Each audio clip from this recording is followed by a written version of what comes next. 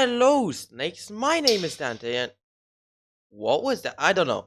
But still, it's Podcast Tuesday once again. But, as you know, I'm still in England. Last week of the trip. So it's a recorded podcast. But next one will be live. Don't worry. So, we got Gideon. Storyline with cards. So, similar to Liliana's storyline, I'm doing Gideon's one, and also there's some other ones I made on the origins of the Wanderer and Tamio as well. So yeah, you'll find the cards throughout the video. So make sure to click on them when you encounter them. But yeah, oh, there will be cards. But we first got ourselves a combo. Of course, we always get a combo and a non-bow, even though it's a story podcast. But yeah, we still get a combo. Watch this.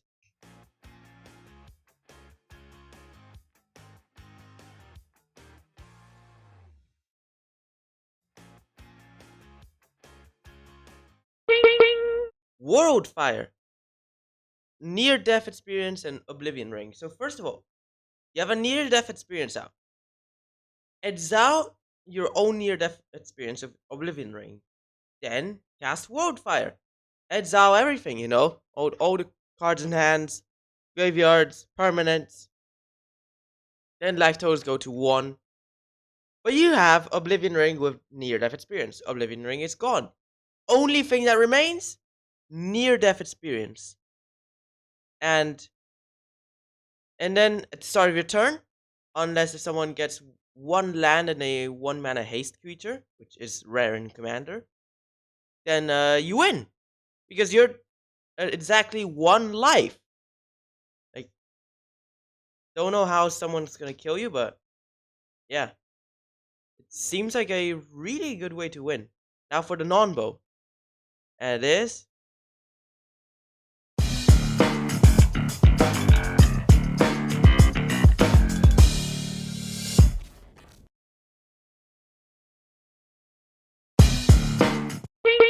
a Roof, Tormented Prophet, and Laboratory Maniac. How do you win? I don't know, but the thing is that so a Roof basically said that if you draw a card instead, ends out the top 2 cards of your library, and instead, and you may play those cards this turn.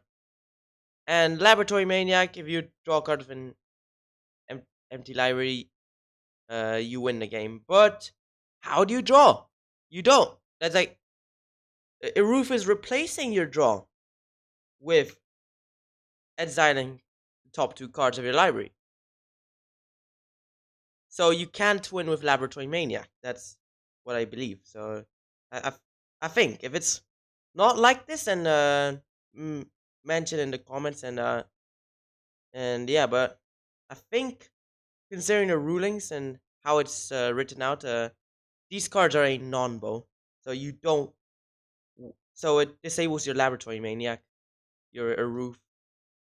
So try avoid playing both in the same deck if that is the rulings. I think so, but can't be 100% sure. But I don't know. Let's just go in to who Gideon is first of all, and we got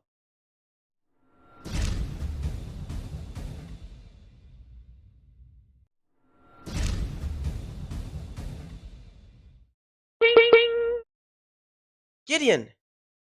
So he originally was Kithian, hero of Akros, a legend. Not no, he planeswalker before he became a planeswalker, and then of course he later on becomes uh uh Gideon, but yeah, basically and he's from Pharos and Akros, and yeah, and basically he he basically never knew uh his father, but yeah, and but anyways, uh he only has white. That's in his color, so yeah. and plus, uh, he's only gonna have white, you know. So let's go into his origin story, and it is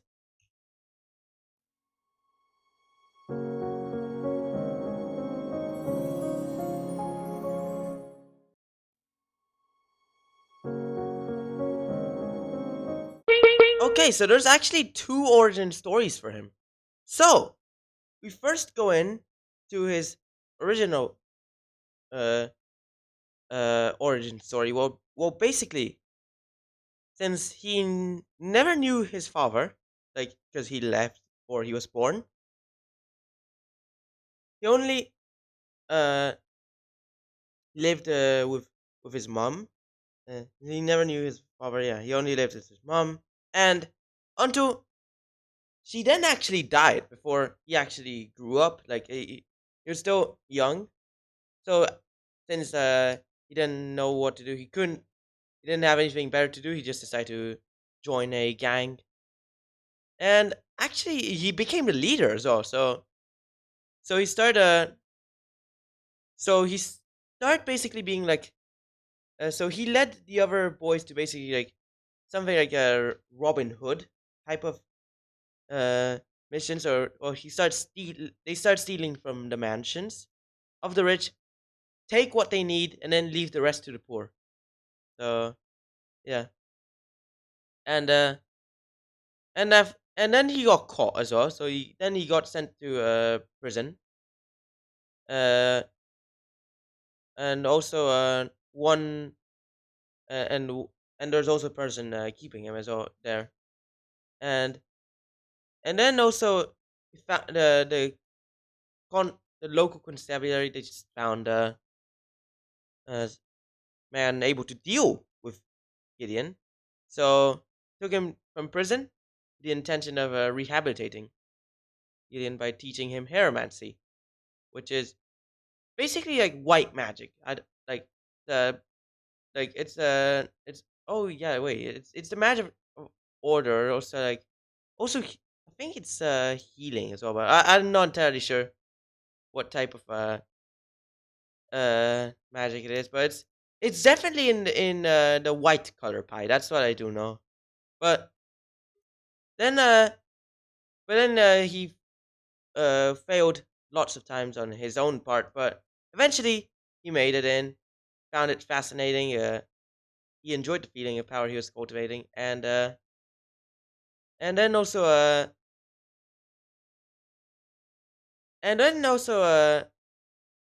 start teaching Gideon about the planeswalkers, or Gideon or Kifian. I don't know at that time who he was, but like yeah, start teaching him about planeswalkers.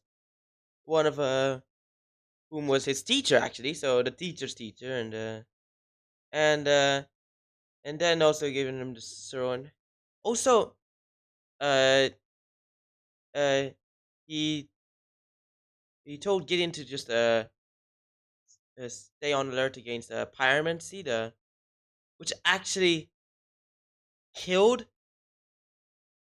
uh the master's master. You know the yeah, because yeah, that's why there's and then afterwards Gideon was able to become a planeswalker after having killed a much stronger opponent, and yeah, and then basically yeah, that's his planeswalker origin. But it got revised as well, and they made a new origin for him. I don't know which one's the better of the two, but well, he was 4 years in prison, Kifian, yeah.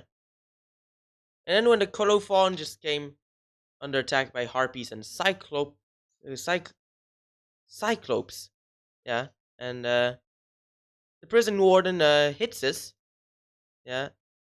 They decide to free the prisoners with the intention of defending the keep, and then also Kifian was able to save it, and he did his irregulars and using his newfound hieromancy, and then he was actually championed by Heliod, uh, uh, and also and basically told him to defeat an even greater mess. Uh, basically, the one under control of oh yeah, the Titan of Erebos, yeah, and yeah, and using a idiot spear, and also helps of his troops. He was able to accomplish that, but impelled uh by his hubris, he then threw the spear at Erebos himself. Erebos easily changed the course of the spear, killing all the irregulars, and afterwards, he got so ashamed of their deaths that he legit just went to Bant uh, in Alara, and that's when he just became Gideon. Yeah, but that's like I don't know. I mean, it kind of makes like,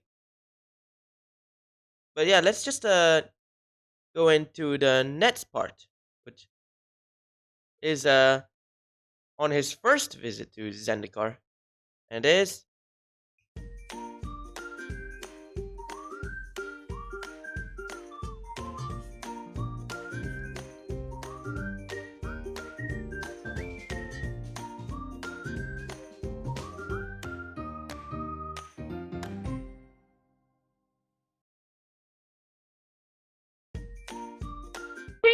the Battle of Fort Kef. So that was his near-death experience at said battle, where but yeah, he was able to prevent it. So he basically after he just uh went to Zendikar and uh he tracked down Chandra in through all the way through Akum, and also he just but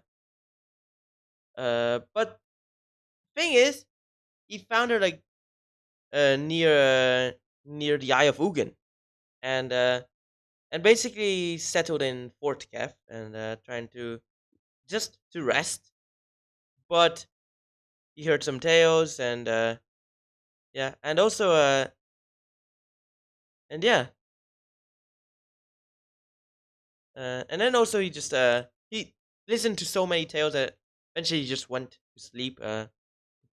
Some of these tales like uh still like he's still thinking about them. Like that must have been lots of tales that he listened to. But yeah, he also and then he just dreamed about Chandra. Yeah, but yeah, uh, he wasn't able to sleep much because yet he had to defend Fort Kef and yeah, and that's when the Eldrazi arrived. So he just started stopping them and yeah, and then afterwards he literally just went to Ravnica just because of the some rumors he heard on the plane of Ravnica. Like it just planeswalkers and trying to meet others like him. And yeah, he uh and yeah, he as soon as he arrived, I was like in the second Ravnica block. There was actually uh a big conflict with the guildless, the neutral people that did not want to join any guild, and also the guilds with the big political ones are the Zorius and the Boros. But yeah, he then and he basically was fighting the Rakdos cultist, but he then ended up like uh he then ended up approaching the Boros Legion as well, and and also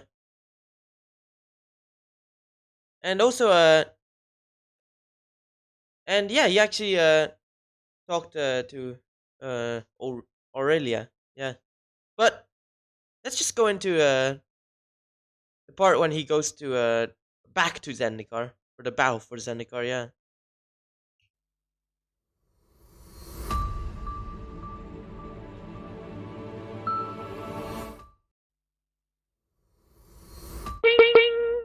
So he goes back to Zendikar just to keep on fighting the Eldrazi, and he also uh and yeah, that's when they actually were able to like take down a few of the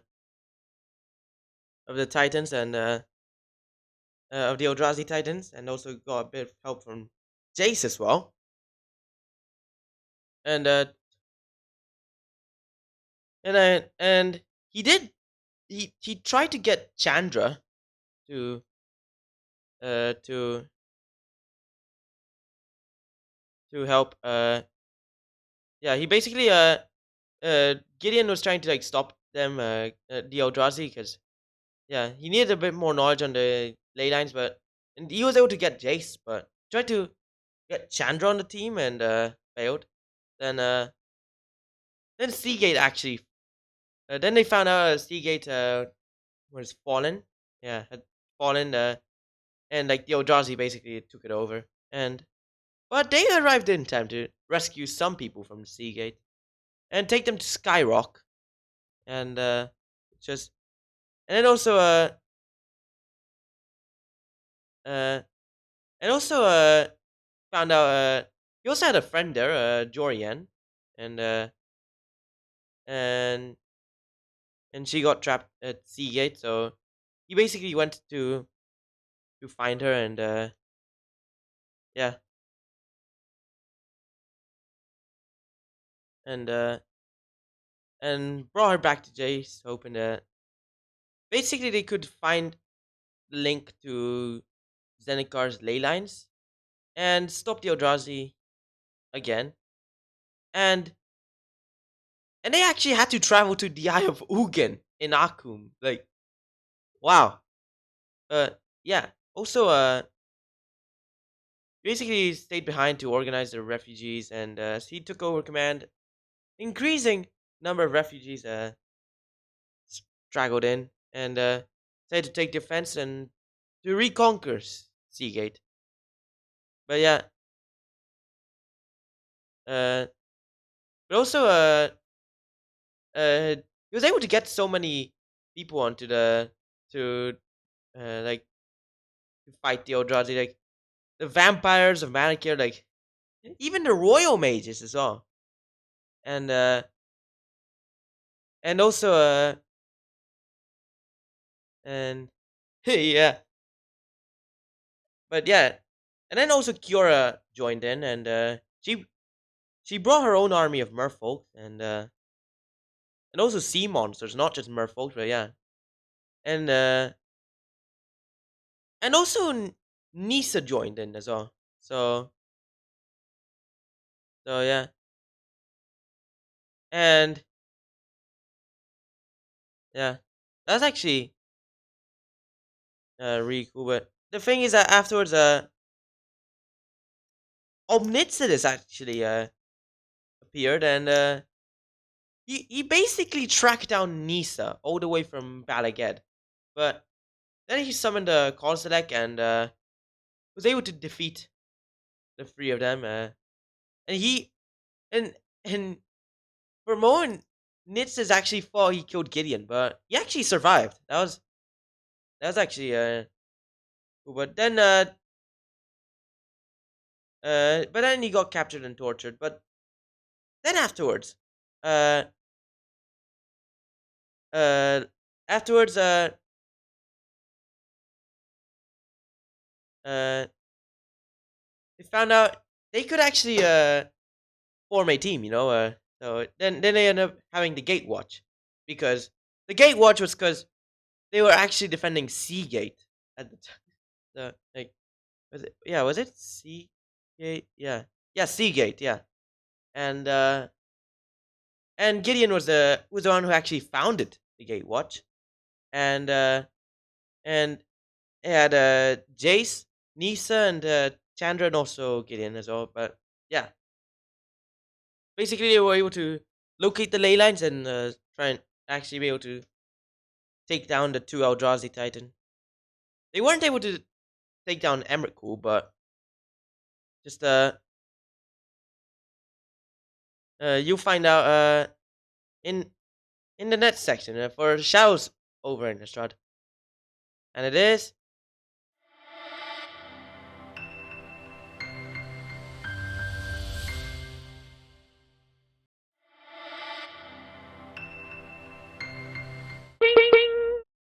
So that was the Shadows of over Innistrad block, and the Eldritch Moon, where basically uh he arrived with the Gatewatch on Innistrad after basically Jace alerted him that Emrakul was gonna be there, something, or Emrakul was there actually, yeah.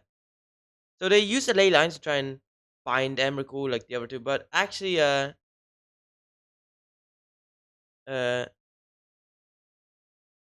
but then uh but yeah uh yeah something also happened with Liliana, and uh and he was basically overwhelmed by her and stuff. So he decided to just uh trust Jace a bit more with help and stuff. Yeah, and plus Jace knew Liliana more than Gideon, so more than Gideon did know Liliana, but yeah. But they tried to fight Emrakul, and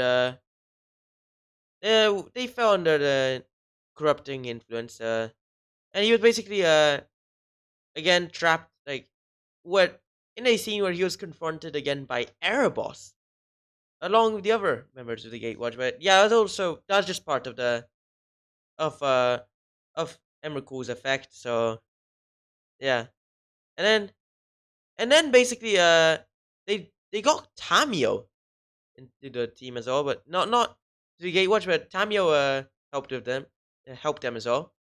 They did a spell to seal Emrakul into the Moon of Innistrad, and yeah, and yeah, and after that, he basically went to Tamio, and he basically offered her a place at the Gatewatch.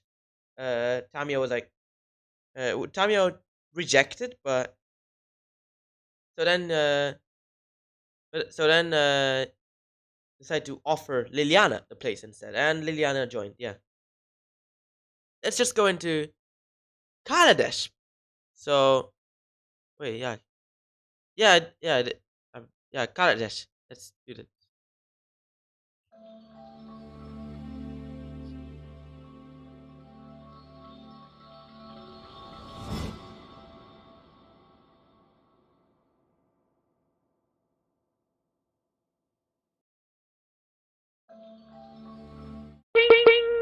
So that's the Kaladesh part.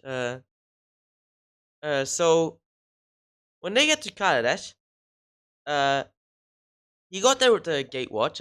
After basically he found out Tezzeret Tezzeret was there because he was there during the finale of the Inventors Fair, and and then basically the Gatewatch decided to help the Renegades, uh, trying to uh but then basically Gideon was not really sure about this because he was actually in both sides of the law once, and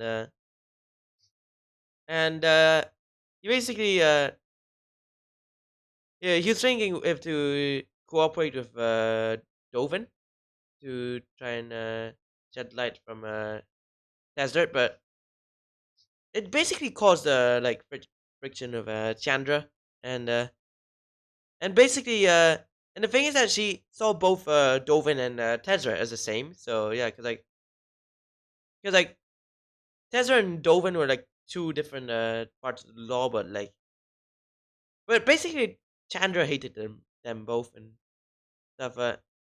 Yeah,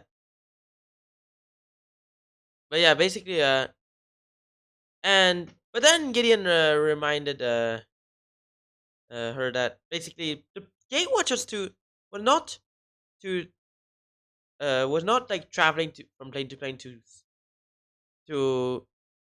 to basically judge the people. otherwise they're no better than just tyrants and stuff. Yeah, and likewise he tried to restrain Liliana from killing the constate soldiers without need, and but then Liliana instead uh basically uh yeah uh she disliked the fact that Gideon was like underestimating the threat of Tezzeret, but they learned from Sahili basically yeah the Gatewatch. Yeah, they learned that from Sahili that basically uh Tezzeret uh he he basically was in the Aver's power. Yeah, he just sequestered himself and experimenting with the invention of Rashmi and basically Liliana volunteered to go together with Sahili, but that's not part of Gideon's story. That's just more of the Gatewatch. But yeah, Gideon instead just lead various attacks to spread concentrate forces thinly across the city and and yeah, and then basically Gideon was there to protect like the Gatewatch whilst they would try and destroy the planar bridge and Tezzeret, but they failed because Tezzeret actually made it out. And then Johnny joined the Gatewatch, and yeah, they just and and then because Tezzeret actually was serving Nicol Bolas, so they decided to go to Amonkhet. So yeah, uh, now for uh, now in the Amonkhet part, uh, there he arrived at Amonkhet with the rest. Oh wait, oh, forgot to switch the side, but yeah, to the fourth part, the Amonkhet.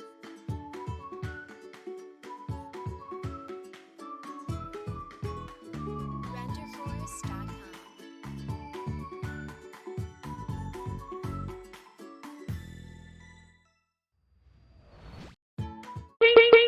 That's the Amonkhet part. So basically, Gideon ended up going to Amonkhet with their Gatewatch, and he found himself in with a desert filled with zombies, and yeah. But basically, he uh found a Ketra like him and Gatewatch, and no Ketra just recognized Gideon as one of her own, but actually she addressed him as Kifian, his original name, but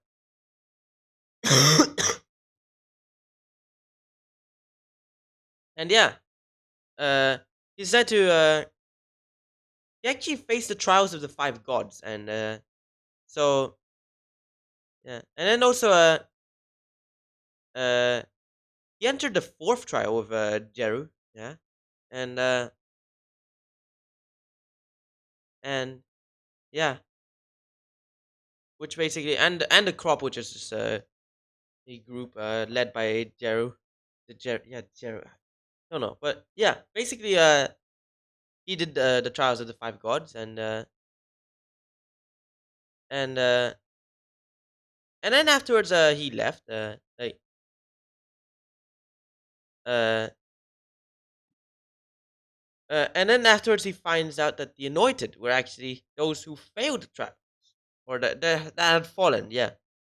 But then afterwards they decided to just fight. uh he came back with the Gatewatch, decided to fight Nicol Bolas, and all of them just got defeated by Nicol Bolas, uh like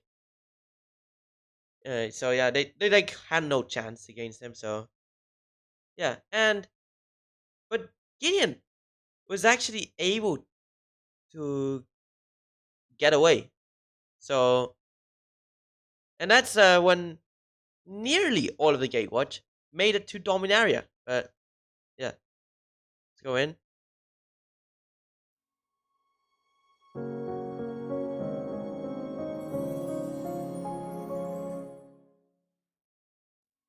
If you made it this far, make sure to subscribe. Now we got the Dominaria part. So, uh, basically the Gatewatch arrived on Dominaria, but they find out Jace was missing because yeah, he was an Itzalan and he got amnesia. Yeah, but okay, let's just go back to Gideon. So so yeah, and then and so yeah, the Dominaria part, and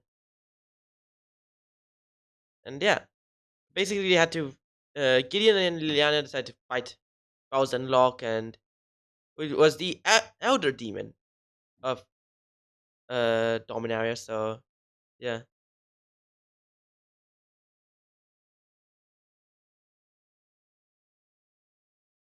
and yeah, but that was a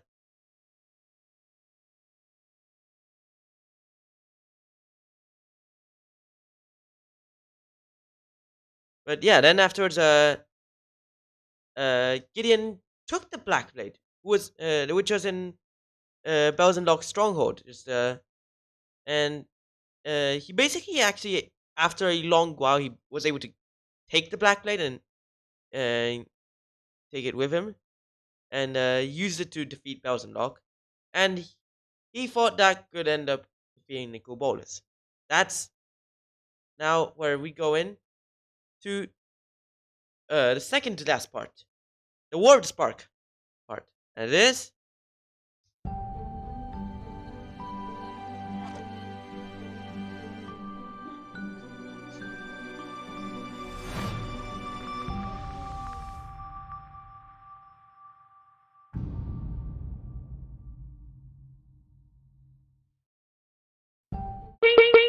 the Word Spark part. So, uh, so Gideon um made it to the uh to basically Ravnica once again with the Gatewatch to fight Nicol Bolas for the last time, but they got trapped there because Bolas was using the Immortal Sun, and alongside lots of other Planeswalkers, because that's the Word Spark, and Ravnicans as well. Not just Planeswalkers, even like people joined in the fight. They fought the Eternals, and he actually joined up with the Boros. So yeah, and Aurelia uh uh gave yeah Aurelia gave Gideon uh a Pegasus which was named Gideon's Promise, but the Pegasus wasn't actually a card, I think. I don't know, but anyways, they said to split up in teams to try and fight Nicol Bolas. Not just the Gatewatch, but others were were also others in the Gatewatch, like others not in the Gatewatch. They decided to join in as well. Of course, even like even Angrath and Watley uh joined in, like, and basically and they led a group of planeswalkers too. But then and also and yeah, there's also so yeah, they decided to start try and beat Nicol Bolas. But anyways, afterwards he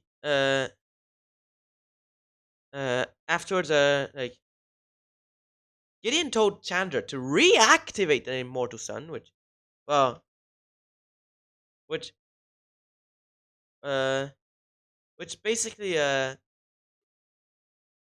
he told Chandra to reactivate it after like she destroyed it, uh, to try and use it against Bolas, like, but then, he used the Pegasus to try and approach the dragon, but then Oketra shot him down, which actually, uh, Oketra was meant to hit Gideon, but since Liliana was telling Oketra to shoot him, uh, Liliana intentionally made her miss and ended up actually hitting the Pegasus instead. But Rakdos actually saved him. He was like the last active Parun. Yeah, like, because the other ones are dead. Nivez actually got revived, but he's actually the new uh uh living guild pact. But Jace was the previous living guild pact. But yeah, and actually, uh Rakdos took him near Nico Bolus. He was able to hit Bolus in the head with Black Blade, but it broke. It wasn't actually strong enough to defeat the dragon. And but no wait, it wasn't strong enough though. In fact, what happened? He actually uh modified Black Blade so that it it was useless against Elder Dragons. Like, yeah, like, because they already defeated one Elder Dragon, so he actually tried to use it to prevent it from defeating another Elder Dragon. But basically, Liliana decided to turn herself against Nicol Bolas after like his breaking the contract. Yeah. So she sent all the Eternals back to Nicol Bolas, but she was gonna die. But because of that, Nicol Bolas was gonna kill her. But except the fact that Gideon decided to sacrifice himself for her. So using the Hieromancy to actually transfer all the effects to him, and then he died. But yeah, and but then uh, afterwards, Nicobol's Liliana was able to use the Goitons from on Bolus, but she was actually free from her contract, so she could actually do anything, and also still use the God Eternals. And but then afterwards, Niv Mizzet was actually able to like defeat and despark Nicol Bolas. It wasn't Ugin, it was actually Niv Mizzet. I thought it was Ugin the whole time, but no, it's actually Niv Mizzet. But yeah, let's but there's also the afterlife part where he actually has that vision, and it is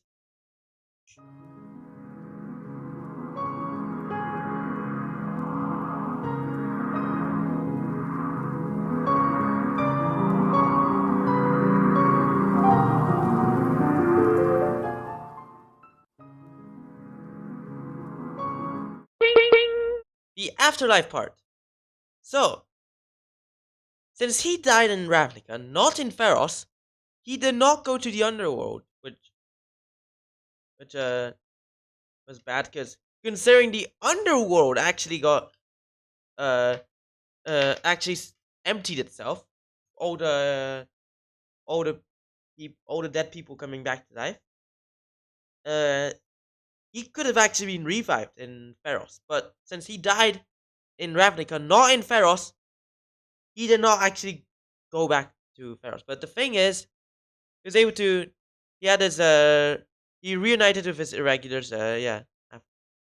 Afterwards, yeah, like because well, he was dead really. It was more of a vision, but yeah, he had a funeral, and in yeah, they made a funeral for him in Pharos, and and it was actually Chandra, the one who was uh who proposed it, and basically was hosting it, and like and Jace was there, Nisa, Karn, Ferry, Johnny, Tamio, Sahili, and Samu, and Huatli also recited a poem for him, and yeah, like she actually written it for him, and then he made a statue for Gideon on Eros.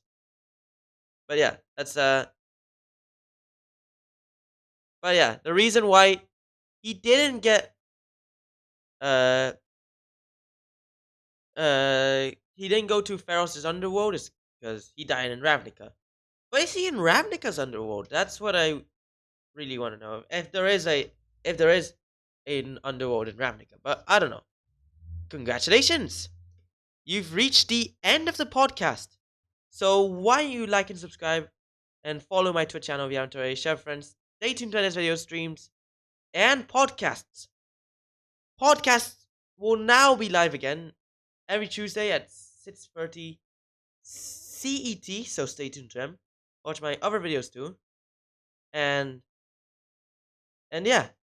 Also there will be a link in the description as well to watch what did Jace do in its time. Yeah, whilst the Gatewatch was in Dominaria, what was Jace doing? But yeah, thanks for watching. Hope you enjoyed it, and bye.